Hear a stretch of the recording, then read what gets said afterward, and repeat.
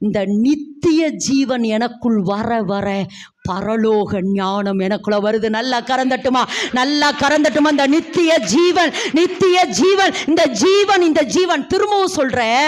அதாவது முதல்ல அவரை அறிகிற அறிவே, ஆமா யோவான் 17:3 அவரை அறிகிற அறிவே, மெய்யான தேவனாகிய அவரை அறிகிற அறிவே நித்திய ஜீவன். அவரை விசுவாசிப்பதனால் எனக்கு நித்திய ஜீவன். 3வது வேத வாக்கியங்களை ஆராய்ந்து பார்க்க எனக்கு நித்திய ஜீவன் வருது.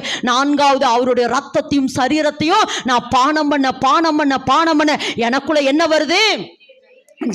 நல்ல சத்தமா ஜீவனோட சொல்லுங்க, ஜீவன் வருது. இந்த ஜீவன் எனக்கு ஒளியாகுது. ஏன்னா எனக்குள்ள ஆழத்துக்குள்ள என்ன இருந்தது? இருள் இருந்தது.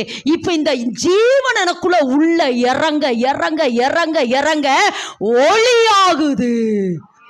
என்னவாமா? ஒளி. என்ன? ஆமா, ஒளி என்றால் வெளிச்சம். சொல்லுங்க, இப்ப எனக்குள்ள என்ன வந்துருச்சு? வெளிச்சம். நல்ல இந்த வார்த்தை சொல்லுங்க, எனக்குள்ள என்ன வந்துருச்சு?